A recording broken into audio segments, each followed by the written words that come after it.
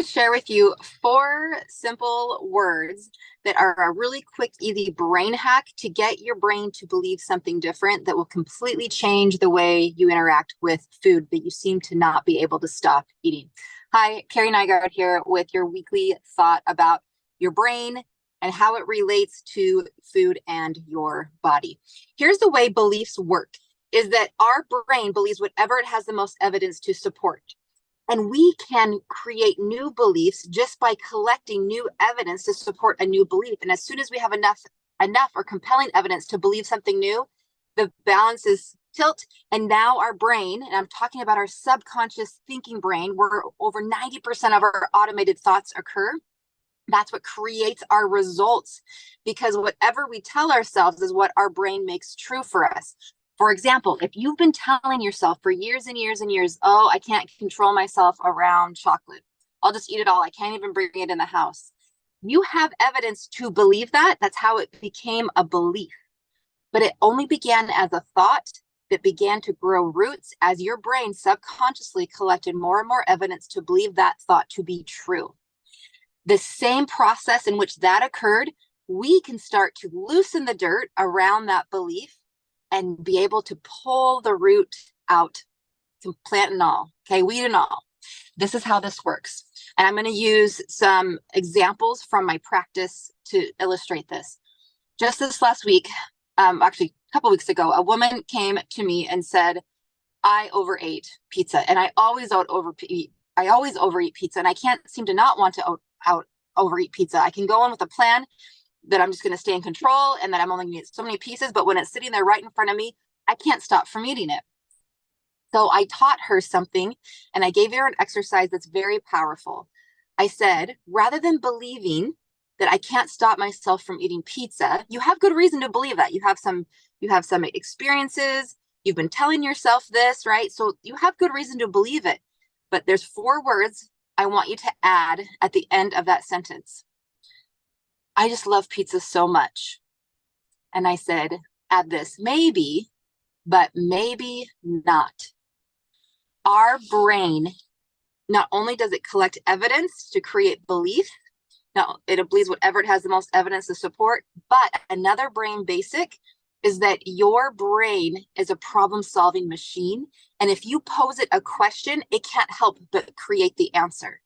So when you say maybe, but maybe not, to a thought that your brain has, grown roots on, that has beliefs on, then your brain will say, oh, maybe that's not true. In what ways could that not be true? And then you back it up with doing this exercise. You take the thing that you think you can't have control of, and you do an experiment where you begin to watch your thoughts around the food, begin to watch the way that your body responds when the food is in front of you. And we'll use the pizza as an example. Take a bite of it. How does it smell? How does it taste in your mouth? How does it feel? And when it goes down your throat, how does it feel? How does it feel after the second bite? The third bite? How do you truly experience that pizza when you stay conscious?